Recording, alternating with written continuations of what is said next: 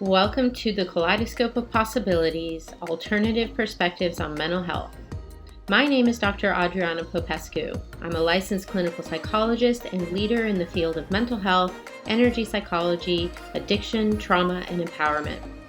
In this podcast, we will be exploring mental health from a variety of perspectives, from the spiritual to the shamanic and beyond. What if mental illness isn't everything we think it is? What if everything we see as a pathology is actually a possibility? What else is possible with mental health? Hi, everyone. Dr. Adriana Popescu here with you today with another episode of Kaleidoscope of Possibilities, Alternative Perspectives on Mental Health.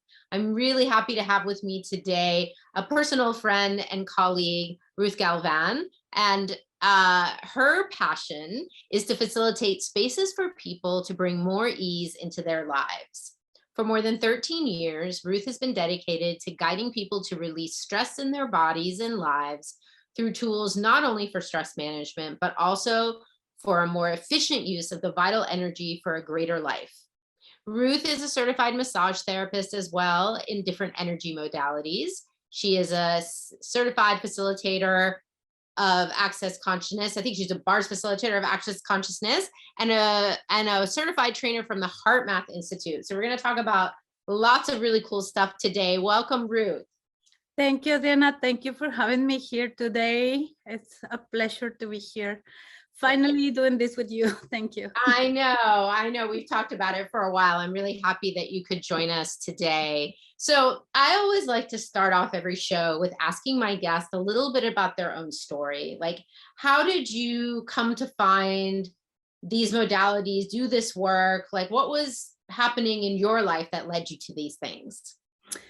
Well, I can tell you I'm originally from Mexico. I have been here in the United States for 20 years, around 20 years. And the first thing I was thinking when you invited me to do this program is the first time I had the experience of having a massage in my body. And 20 years ago, more than 20 years ago in Mexico, this was not something that it was very popular. Actually, I was talking lately with a friend of mine that he just came from Mexico and he's a therapist. And he was explaining me that lately there's a lot of these modalities in Mexico. People is more open to this, but back then, 20 years ago, I remember going to get massage from this lady that she studied here in the United States, and it was just this space for my body, and I felt so relaxed, something that I never experienced before. And I was going to have massage therapy at least once a month. And when I came here, I had the opportunity to study and to study massage and different modalities. But before I went to massage school, I went through postpartum depression when I had my first son. And that's another thing that in Mexico, back then I never knew about depression. That's so a topic that I never knew what was that. I didn't know what was going on with me, and I went through postpartum depression that went through 2 years of taking medication, and I was tired of doing the medication because it totally changed me, and I was looking a way to leave the medication. So I started looking for different natural alternatives. So I remember the massage and the experience I had with a friend that she offered me once a Reiki session. And somehow I found someone that was giving me once a week Reiki sessions. And then suddenly I started relaxing and in changing something in my energy. And I was able to little by little move forward and not being, dependent totally in the medication. I started like doing hiking and exercising and start little by little getting better. So that I think that that combination of I was also in therapy, and this is something that I want to mention. I always have been in therapy, like normal therapy, but the combination of these modalities is something that I think is very helpful. It's not only depending on the talk therapy. Mhm. It's so crucial. I mean, it's why I'm really doing this show, is to educate people that there are these holistic approaches to health and mental health and overall health and well-being, and that it's not really separate. We cannot separate the mind, the body, and the spirit. They're all connected. And so we have this fragmented treatment system, that says, well, go to this doctor to talk about your problems and go to this doctor to write you a prescription to balance your brain chemistry and this and that. And people oftentimes are only hitting one piece of the puzzle and they're wondering, why am I not getting any better? Like I wonder for you with the medication that you were taking for your postpartum depression, it seems like maybe that wasn't enough. It wasn't actually addressing all of the pieces. Yeah, because I think that that's the thing here, and it has happened to myself in that experience, and also with the experience that I had with my son. He was diagnosed with ADD, the wandering kind. He's not hyper, but when he was diagnosed, the first thing they did is prescribe Ritalin without even having a therapy session, like a talk therapy or something. And that's something that I realized, and I understand that here in the United States, or the medical system works that way, but I think we have to also make questions when something is prescribed to us, and ask our bodies, because medication is I mean, it's not for everyone, and also it may need it, but it's good to have it with some other therapies too. So it's not only depending on the medication. You have to do your work, because we have, what I discovered with myself, all these situations that I went through is because I had emotions and trauma and insecurities that were there and were not, I didn't see them, because nobody teach me that that was the problem, and once I started doing these different modalities, I don't know, but I can tell you, like, my energy started moving somehow, that I could be in contact with myself more, and was able to have that intelligence or internal guide to listen more and find different things that were gonna help me. So I don't know if I explained myself right, but that I think that was the process that I went through. Mm-hmm. Yeah, you started tuning into the energy, which most people, again, are not taught to do. And you started following your knowing, following your intuition, or some people would say following your gut, right? Follow your awareness. And so it led you to Reiki. Now, for those people who have not heard of this, what is Reiki? Well, Reiki, how I explain it is like channeling energy through the person that is doing the Reiki session, a facilitator, in channeling. And I say it's like when you connect yourself like with the host, and it's just giving energy through the whole body. We have these meridians in the body that are like different roads in the body that the energy runs through. So when you're doing Reiki, that's just channeling energy through the whole body, and the energy is so smart that it's gonna go to the place that is needed, and it's just gonna move anything that is stuck there. And I mean, it's just gonna fix that flow of energy that we naturally have. And I think that's very important.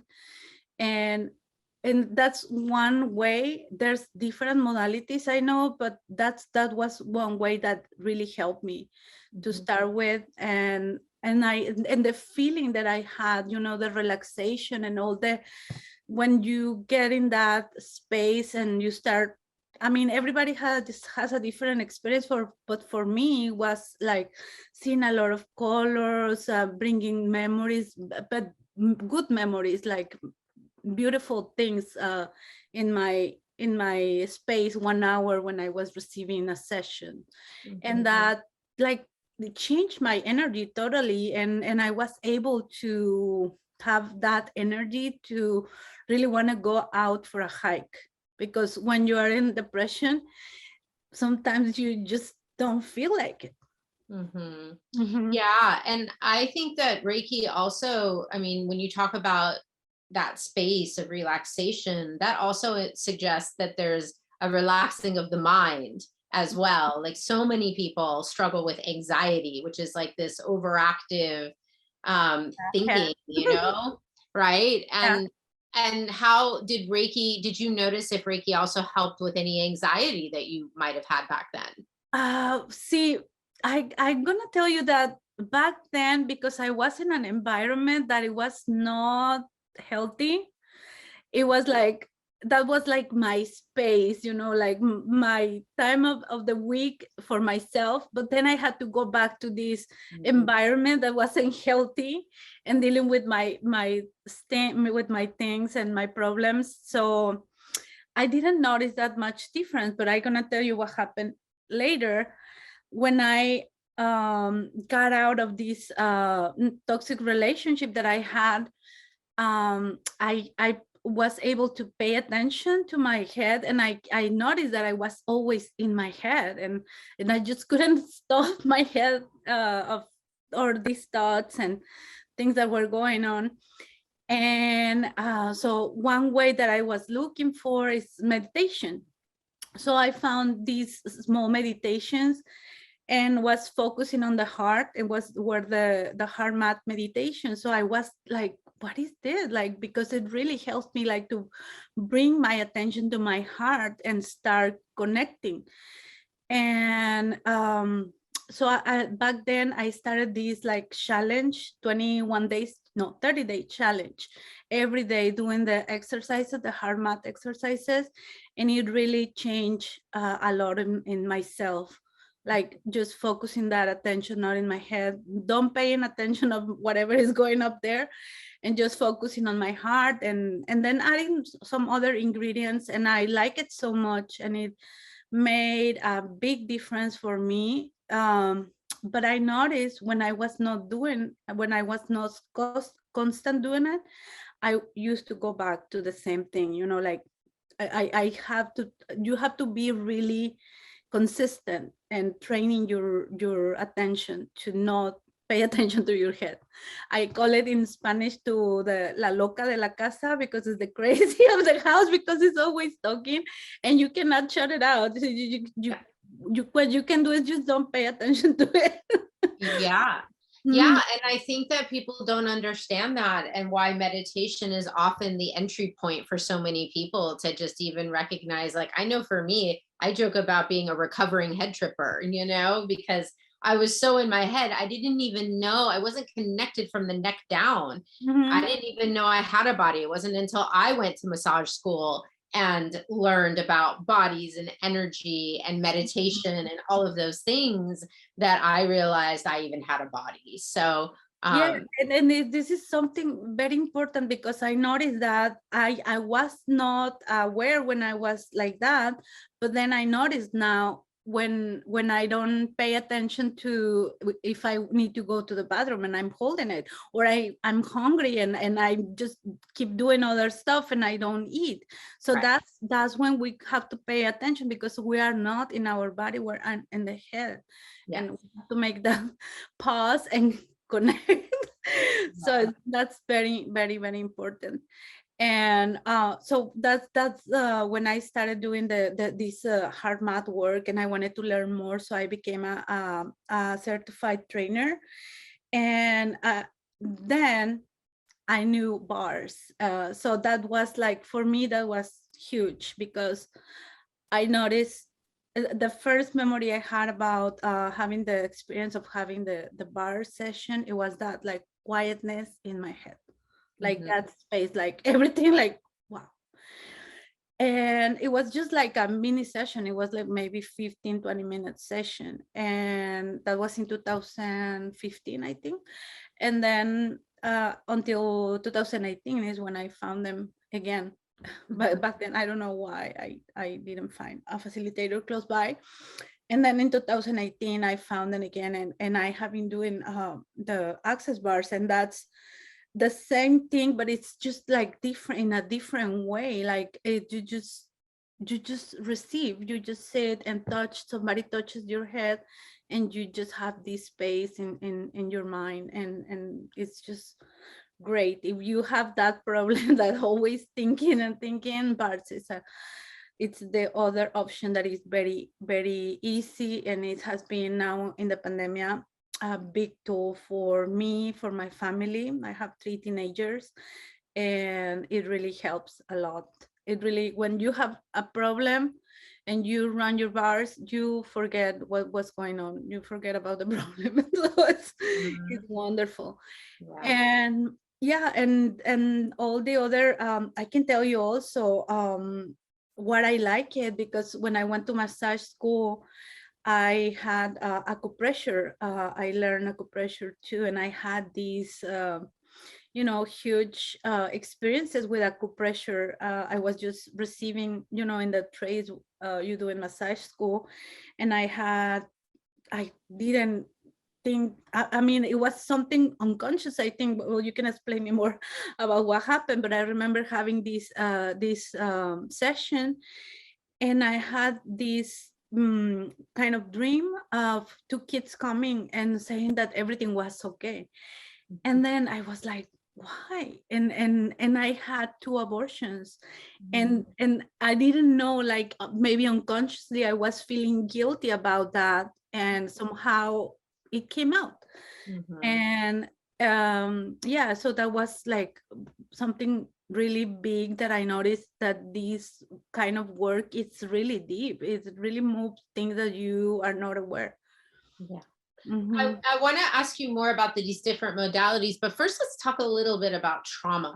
I think Mhm. one of the things that people, the average person maybe doesn't understand, is that when we go through a trauma of some sort, and it doesn't have to be those big T traumas, assault, rape, getting beaten up or something like that. There's the little T traumas of life, of being harassed or bullied, of losing a pet, going through a relationship breakup. Like these can equally be just as traumatic as those big T events. But I think people don't quite understand that we experience the trauma not just to our psyche, but it's like to our bodies, our minds, and our spirits, and that our body actually holds a lot of trauma.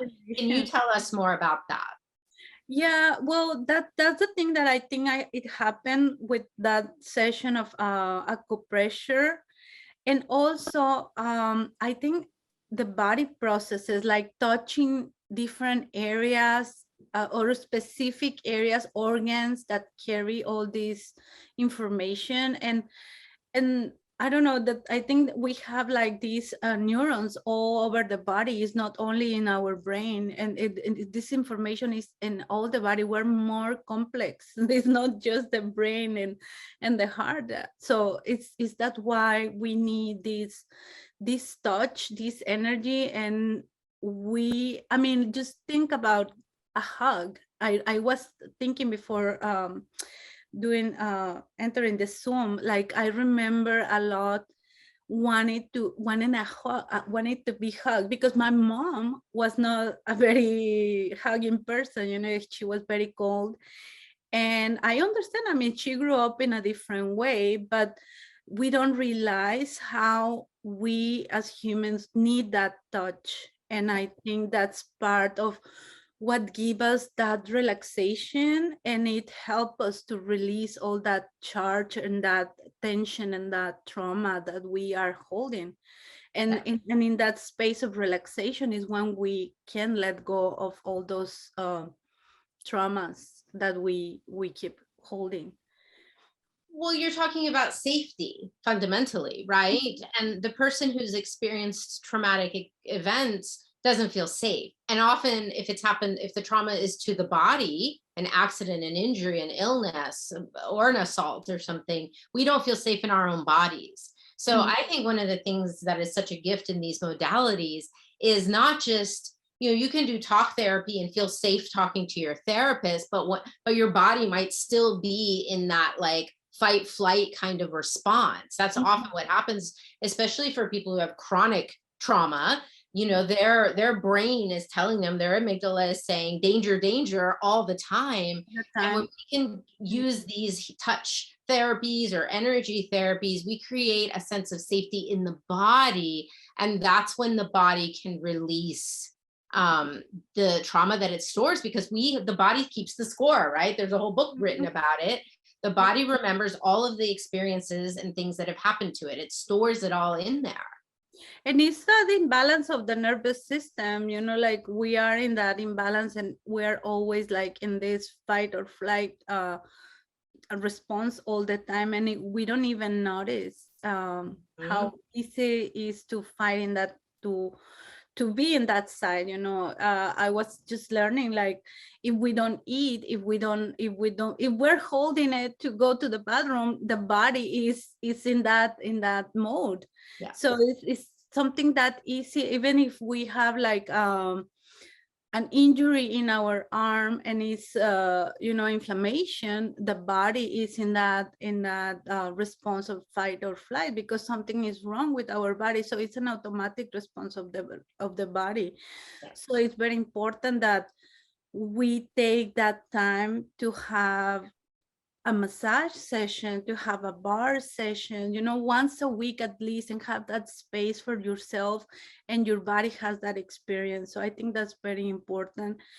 And I didn't know that because I'm telling you, like, I'm originally from Mexico, and 20 years ago that was not, I mean, we were not talk about depression, about the body, about these kind of things. But now we have a lot of information and we can do something, to ease more that traumas or things that happen, stress, anxiety in our bodies. We have different tools, and it's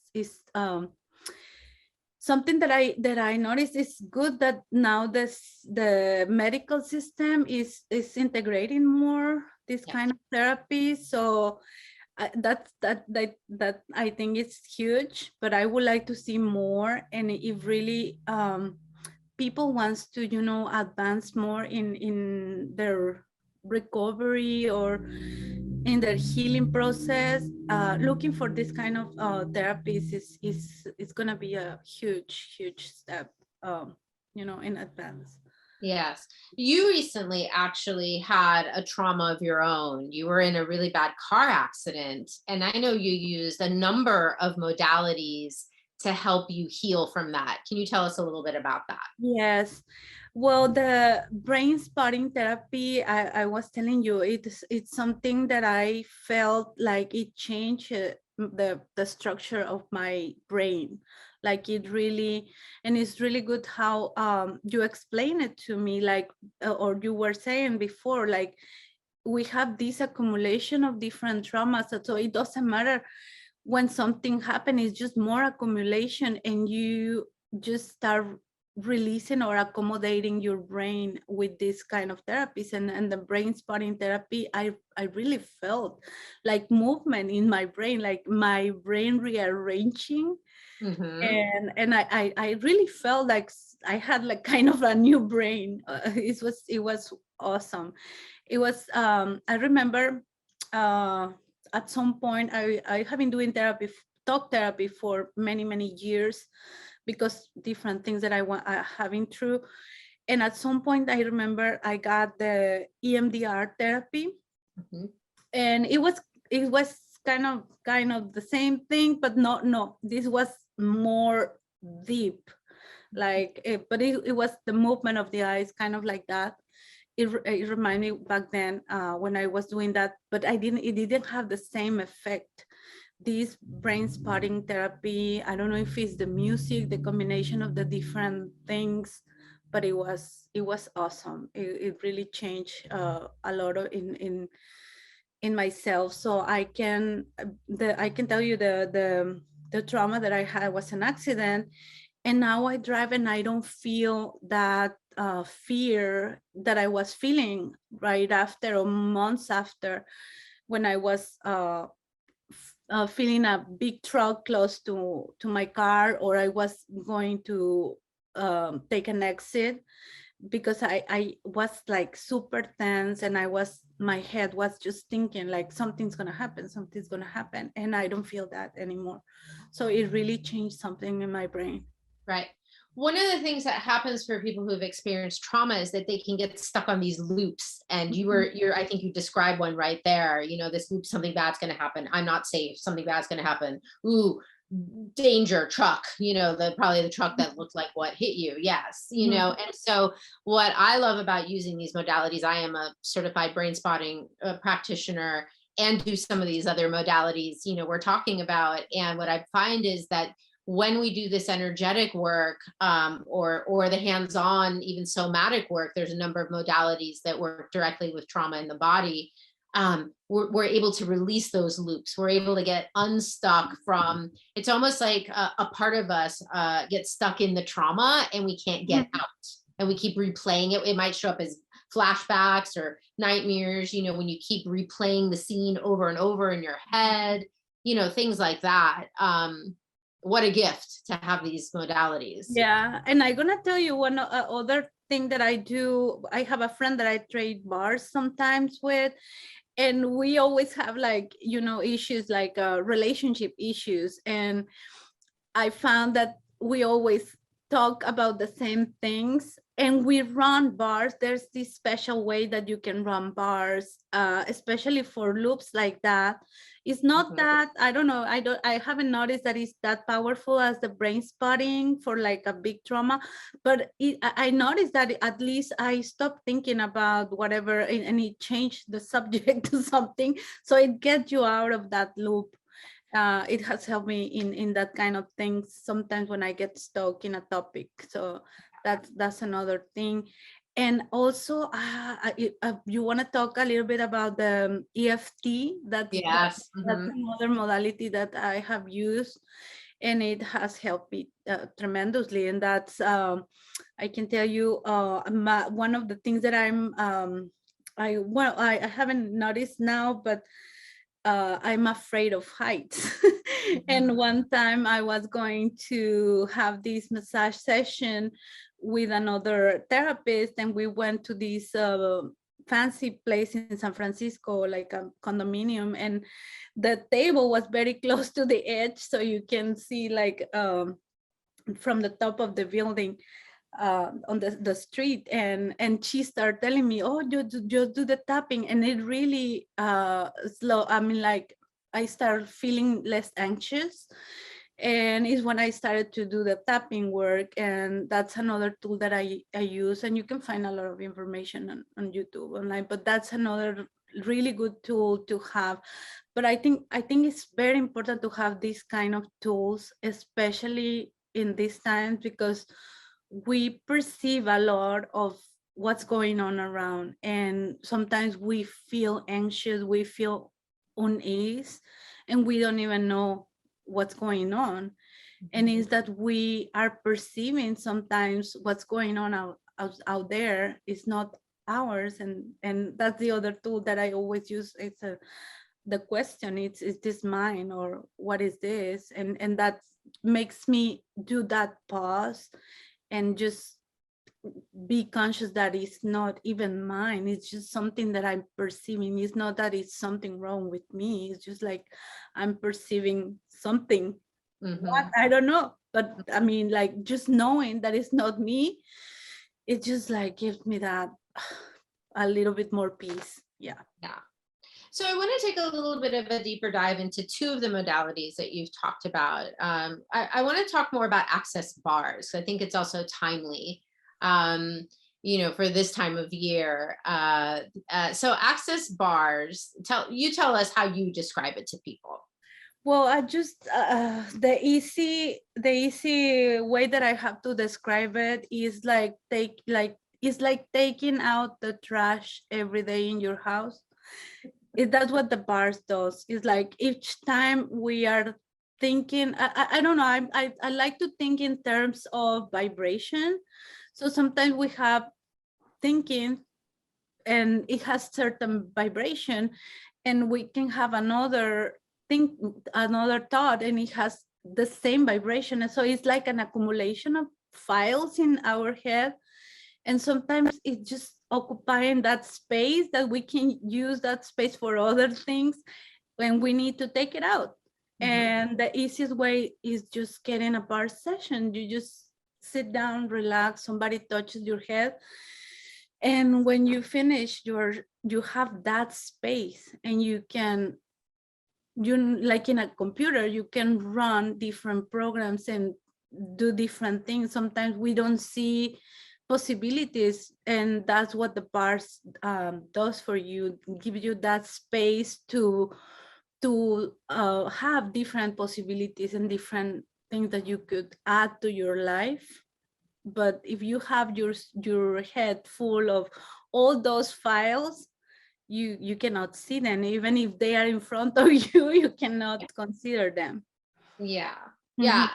It's almost like you're saying it's a way to declutter your mind, right? Mhm. Yeah. Mhm. And I would agree. I'd probably explain it a little differently. I talk about, the bars being these 32 points on the head. Mhm. Um, that when you lightly touch them releases that electromagnetic charge that gets created by our thoughts, feelings, Mhm. all of that stuff. And what's really interesting, is now that they've done a few research studies on the bars, they have found marked differences in the brain, right? Like they hooked some people up to an EEG machine that measures brain waves, and they see that the brain waves, both in the person running the bars and the person receiving the bars, which is why I think we call it gifting and receiving. When you gift a Yeah. session, you receive a session. Um, both people's brain waves slow down Mhm. to more of the theta wavelengths, which we know from hypnosis and deep meditation. It's that more quiet state. It's like that very relaxed state before you fall asleep Mhm. state. And when you're in that space, it is easier to release the junk. Uh-huh. In HeartMath is that coherent state that is the nervous system that is working, in that coherent state, the mind and the heart. So that nervous system is calmed down. Yes. And you can access to, well, in my HeartMath, they say you can access a higher intelligence, like your infinite being or your spirit, your knowing, however you want to call it. But it's how you tune in with who you are, who you really are. It's not your mind, it's not your head, it's so that state is what the bars can give you. And what I like about the bars is that you just sit down and relax, and even the person that is giving is also getting the benefit. And when I do a bar session, I also get very relaxed. Yeah. Exactly. That's Yes. What a tremendous thing. Yeah. The coherence, I think with the brainwave study, they found the different parts of the brain were more coherent in communicating with each other in like the way they're meant to and the way they're supposed to. So it's really fascinating stuff. And, January is the time of year when every year there is an annual Global Bars Day, right? Tell us about that. So yes, on the 15th in Access Consciousness, we have this global bars day. So people and facilitators all over the world, we have different groups that will get together and we trade bars, and we have this event online that you can access for free in the accessconsciousness.com website.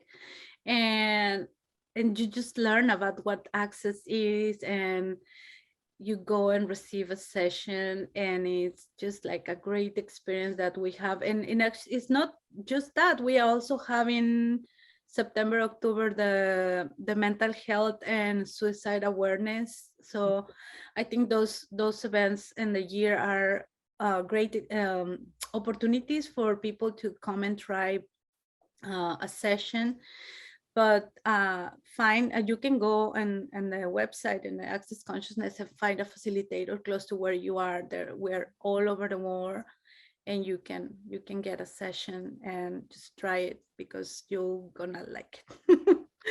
Yeah, I think at this point there's something like 12,000 or so bars facilitators around the world, and there's something like maybe 300,000 people that have taken a bars class around the world. So people can actually learn how to gift and receive bars in a one-day class. You also offer those, right? Yes. So you can contact us, Adriana, too, and we are here to give sessions. And yeah, it's wonderful. You want to talk about a little bit about the body processes too? The body processes are wonderful too. Yeah. So access consciousness, is really different. It's a modality, I guess we call it a method, that has both hands-on energy work and verbal facilitation. And aside from the bars, which was the first body process, its creators discovered, then they discovered all these other energies that we can run. I think there's over 100 or more different energies that we can touch different parts of the body and run a different vibration or a different energy that creates all kinds of amazing things for bodies. What can you tell us about the body processes? Well, the body processes, as you say, we touch different parts of the body depending on the process that we're running. And it's just like this movement on it is not like Reiki, is different. But you just put your hands on the person and you just be there present with the person, and you start perceiving all this movement of energy, and a lot of different things just start changing. I can tell you, like, you can get rid of a pain if you have like some pain that are having dealing for a long time in with a body process session. Sometimes it just goes away. And I mean, there are different things. There's these facelift, also facelift session that is for the whole body, but you work in the face of the person and in the chest, and you can see how the face really changes. Like, sometimes people doesn't realize how stressed the face is or the body is, like holding, and they just relax, and it's this nurturing energy that you start running, and suddenly you just let go all those points of view that we are holding in our body, because basically is those points of view that we hold in the body of what we don't know. We just start releasing, and we get into that neutral state and relaxing, and energy, as I think, as the body natural, the natural way the body functions is little by little. As you get more of this energy work, your body can make a lot of changes and start functioning much better. Yes, restoring the body to its natural strengths and its natural, which is what traditional Chinese medicine with the meridians and other types of energy work are also trying to do. I think they honor the body and know that the body is capable of healing itself if we just remove the energetic blockages, if we just remove the toxic effects that stress in particular, because we know the more stress you have, the greater the toll on the body. And so a lot of these hands-on energy work, which some of which can be done remotely as well. I know Reiki can be done remotely, for example, actually changes and improves the way the body functions. You can strengthen the immune system. You can help an injury to heal faster. We have body processes we can run. Like when I burn my hand on the stove, I can run a body process and not get a blister and not have, a burn scar. So it's really, really, I mean, and then dealing with, bigger illnesses and cancer. And there's other sessions. I don't do those advanced sessions, but you do, like the SOP and all those sessions. Those are in distance, and you can also have those kind of sessions. I do this other modality that is called quantum resonance, and I do it through Zoom, and it really works. Yeah. The thing here is you have to try it, because sometimes just because you don't see it, and I have that, because people sometimes I have this person that has been calling me like for a month. He wants to have a session with me of the quantum resonance, but he wants to have it in person. And I'm telling him, like, we can do it through the Zoom, I can do it over the phone, but it's just like people sometimes needs that. And you can tell us more about that, how the brain works, because some people, maybe they need that, but it works. It really works. You just have to be open to try something new and different. And as we say in Access, just be open to a different possibility, because there is other possibilities. You just have to be open. Yeah.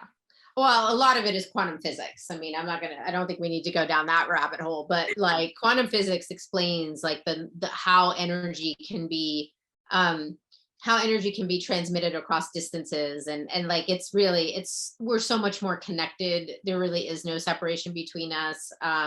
So we have things called mirror neurons. I mean, there's so many interesting things that I think explain how all of this works. And maybe someday on the show, I'll get a good quantum physicist to come talk to us.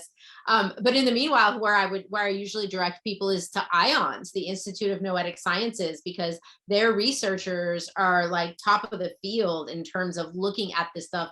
Dr. Dean Radin is one of them. I mean, he's written so many books about how the empathic stuff goes when we're picking up on other people's thoughts and emotions. Like, there's a scientific explanation for that. And they've done some remarkable research on that. So we'll put a link in for those guys, because I think what they're doing is amazing. But tell us more about HeartMath. I wanted to find out a little bit more about it, and maybe even have you give us a little experience of HeartMath. Yes, well, those exercises of HeartMath is basically getting your attention out of your head and focusing on your heart, because the heart is it has scientifically proven through different investigations of the HeartMath Institute, that the heart is the one that has more it's like the director of the orchestra. Like, if the body has all these different organs, and the heart is really the one that perceive all this information. And I explain it like, when we get into a room, the first thing we perceive is the energy in the room and the people that is there. And how the heart has that sensory field where we perceive. So that's information. That's the first way we get information into our body. The heart is the one that is always getting that information.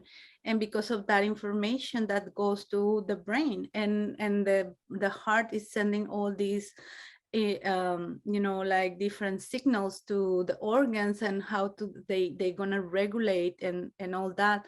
So when we put the attention in the heart, and we start breathing and focusing on the heart, we are sending all this signal through the body, and we are producing all these hormones that are really good for our body and for like the brain and all that. And it's just like give us that space of relaxation, and it's something that we can do just by doing that breathing. And if you want, as you said, we can do an exercise round right now, and we just have to close our eyes, and we're just gonna do some breathing. We can put our right hand in the center of the chest and close our eyes. And I'm gonna tell you something later, because for when I learned this, I learned it with my eyes closed. It's easier, but when we're in real life, we need to have our eyes open. And I learned to do it with my eyes open. So we're gonna start with our eyes closed, and we're just gonna breathe 5 seconds, inhale, and 5 seconds, exhale.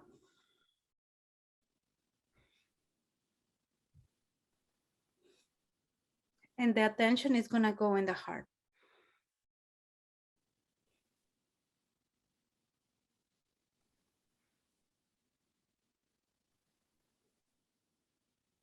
And that's the tricky part, because it's going to keep our rhythm in the breathing, but the focus is going to be on the heart. And then when you have that rhythm and that focus on the heart, you're just going to open your eyes and keep the breathing. But the attention, you're going to keep it in your heart. And this is something very, very basic, but you can do it while you're driving, while you are talking with someone and the conversation is getting maybe uncomfortable or something like that. So you can just keep breathing. And instead of going in your head, you just keep your focus and your attention in the heart. And just keep that rhythm of breathing. You don't hold it, you just like do the inhale and exhale, 5 seconds. It almost feels as if I'm breathing in and out of my heart. Yeah. Mhm. And then you can start adding different ingredients, but that's the basic breathing in the heart. But you can imagine as each breathing is like a light is growing in the center of your chest, and is growing and getting small and big, like you're breathing through the heart. So it's just like keep practicing. And I usually recommend that this is to start doing this exercise in the morning, as soon as you wake up and before going to bed, like every day. And Yeah. if you need during the day, I mean, if you're driving, if you're in the computer, you can just do like maybe 5 minutes. And that is like if you're going to the gym and you're training, is you're training your attention to be in your heart, and you're training this breathing, like deep and slow breathing, and focusing on your heart. And that's super important. It's sometimes people doesn't notice like that we're not breathing, we're holding our breathing. So Yeah. it's very important that that's relax you. Sometimes people get sleepy because the brain start relaxing, but that's normal. But it's if you keep doing it, for like when I did it the first time, I did like a challenge. It was 30 days. It can really change a lot of things. And one of the things that I can tell you that happened with me, it was I used to have well, my mom was very reactive with me. I think she had some kind of trauma or something, but I wanted to hug her or something when I was little, and she had these like reactions. And I noticed after I left the toxic relationship I had, my daughters were coming to me like that, and I had the same reactions. And I was like, why I have this? And then that is when I found HeartMath. And these exercises help me to get rid of those reactions. So it really makes a lot of changes when you're constantly doing the exercises. So. And what's so cool is that science is finally, the technology and the science is there to actually be able to measure this stuff. I know HeartMath does a lot of research. I know I've seen some of their diagrams. They talk about how the heart, the energy of the heart, extends out like 3 feet from the body, and they can measure that with instruments. So no wonder we're picking up on the energy and the vibes of other people, because literally they're like broadcasting it out, right? Yeah. Through their brain waves and through their heart waves. Each of our organs has that toroid of energy, like that field of energy, but the heart is the biggest. So we have that big energy field around us. And the thing that I found very interesting in this is when somebody is like coherent in a room, and you get into a room and you feel like this weird energy, but you keep doing these exercises and you keep your energy field and your heart and your brain in a coherent state, suddenly the energy of the other people around you start changing. Yeah. So that's something that it's just great, because you can affect people around you with your own energy. And that's what we do all the time unconsciously, but we are not in coherent state all the time, and we're affecting in a not healthy way. So imagine all the change that we can do when we are in a coherent state. We can affect people around you, environments, and also we can affect, and this is also scientifically proved, like we have more effect in the planet with our energy field, Yes.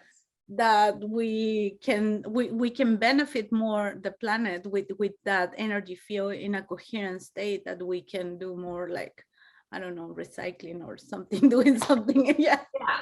And same with access bars. When you've got hundreds and thousands of people around the world all running bars at the same time, that's creating an energetic effect on the Yeah. whole planet, right? And I love what you said about, with the HeartMath, being willing to, when you take care of yourself and you take care of your energy and your vibration and what you're putting out there, you can then no longer be at the effect of, especially those of us that consider ourselves empaths or highly sensitive people, we tend to sink down to the lowest common denominator, the vibrations of others. But when we have these tools and we can stay coherent, or we can stay at a higher vibration, or however you want to call it, just being in our, in our core, being our authentic selves, when we can be in that space, then we start impacting the environment around us rather than being impinged upon by the environment. Mm-hmm.